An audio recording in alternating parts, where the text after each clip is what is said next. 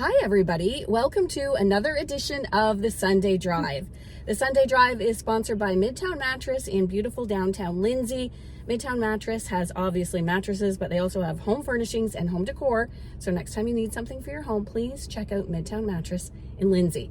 Okay, today we are joined by Robyn Barton, and Robyn left a big corporate job about 9 years ago to become an entrepreneur. So we're going to talk to her about that. She opened up her own company, Barton Creative Co. She's the co-founder. She has a partner as well. And they grew from a small local company to having 500 clients globally. So we're going to talk to her about what prompted her to become an entrepreneur and how it's going. So sit back, relax, and enjoy this edition of the Sunday Drive.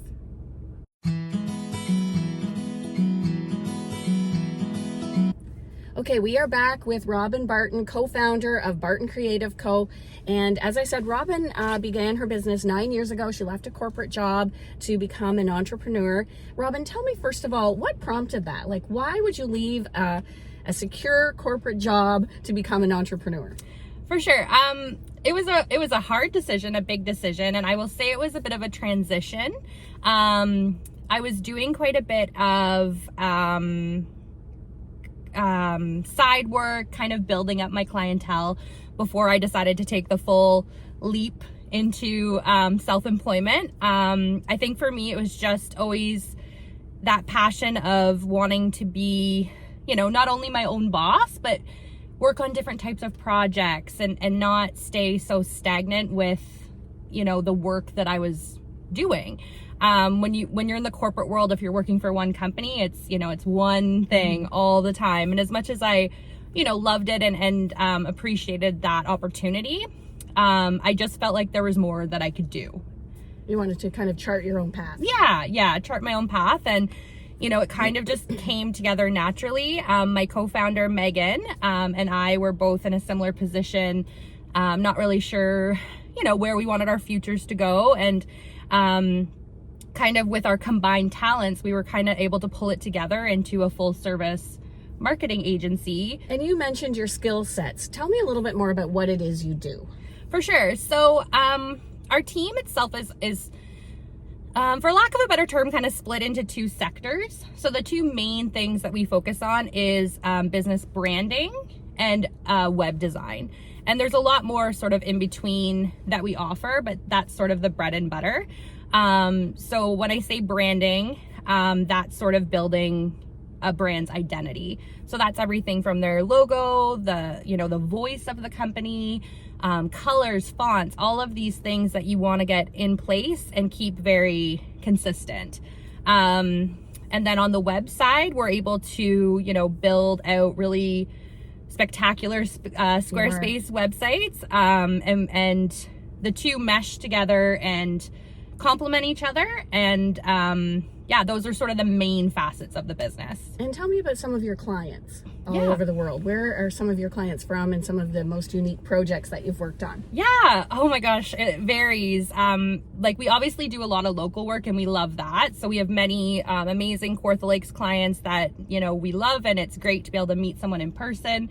But a huge portion of our business is online, and we're able to sort of curate, packages and plans for anyone really in this day and age when everything's based online.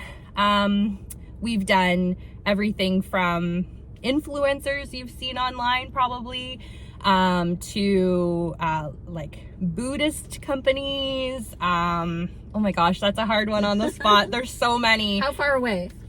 I think the furthest, I would say it sticks mostly to North America, but we definitely have a client in New Zealand that we do a bit of work for. So for people watching out there, a lot of this, and I know even for me, is, it's something that we don't really understand how to do these things. Do you have any tips for just, a small business person who might be watching to help them develop their brand and then get it out there? Yeah, for sure. I think, honestly, the biggest thing that we would tell anyone is to sort of establish your brand identity. And again, that can be as simple as having a really clear, concise logo, colors you use consistently, fonts, things like that. it seems overwhelming, but if you can get that set in place, it actually just makes everything easier, because like once you've established that, that's how your website should look. That's how any of your marketing materials should look. Like, oh, I need business cards. Okay, well, I already have established my logo, my colors, so I know exactly what that needs to look like. Right. Consistency is key. And I find that small business owners especially struggle pulling it all together because they haven't established that, right? So they're looking at a blank canvas and thinking like, what should this look like? Mm-hmm. When really, if you let's try this. Let's try this. And it should always kind of be uniform. Exactly. So step one in any project that we're working on is to ensure that that's established. So we are going to help that person define all of that before we do anything else. And then from there, what do you do with it? Like, what is the best strategy for social media? Because all small businesses feel they need to be on social media, and they do. But what's the best strategy for that? So it's a loaded question because there's a lot of variables, but I would say that any small business at very least should ensure that they have, a well-branded Facebook and Instagram. They're integrated through Meta. It's one platform. It's, if you can get your business suite set up, it is user-friendly. There's lots of help videos and things like that online. So I would say if you're feeling overwhelmed by social media, start there. It's sort of a one-stop shop. If you have photos you want to post and things like that, it'll allow you to do both at the same time. And from there, it's just about consistency again. There's lots of tools out there for small business owners. If you can't afford an agency or if you're just starting out, there's great tools like Canva. And again, just doing your best to keep it consistent. Try to keep a consistent voice, the way you speak about your products and services. And again, if you can make those profiles visually branded with your logo and consistency, that's going to be huge in itself. So tell me what you like the most about being your own boss. Well, I would say that there's huge positives and there can be challenges, obviously. I think the biggest thing for me is the freedom. Within reason, kind of being able to make your own hours. I have a small daughter, so I feel like I'm available, if need be for her. And honestly, just being able to, I love my team and being able to be the type of boss that I've always wanted. That's a big one. Yeah. I take that really seriously. And, we've all had bosses over the years that maybe weren't your favorite. And, I just try my best to be available and approachable. And, Megan and I really do our best to try to make our work experience great for our employees. What are some of the downfalls? What are some of the things that you might not like so much? I think it's almost the same thing. It's that pressure of, people's livelihoods in your hands. There's the less glamorous parts of a business, like, accounting and taxes and stuff like that. It's not the things that you think about when you sort of visualize being your own boss. Yeah. You kind of think of all the glamorous parts about it, but it's all the nature of the beast. But I would say, when you fall into like a heavy administrative day, you're kind of like, oh, this is challenging. So if you were going on a Sunday drive in the city of Kawartha Lakes to one of your favorite spots, where would that be?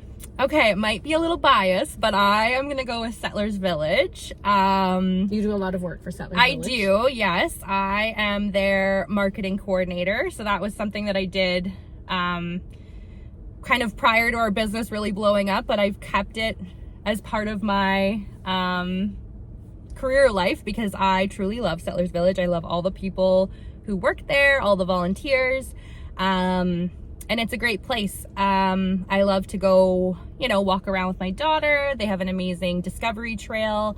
In the summer programs, my granddaughter loves the summer programs there. She calls it the Olden Days Camp. It is. Camp registration just opened. Oh, good to know.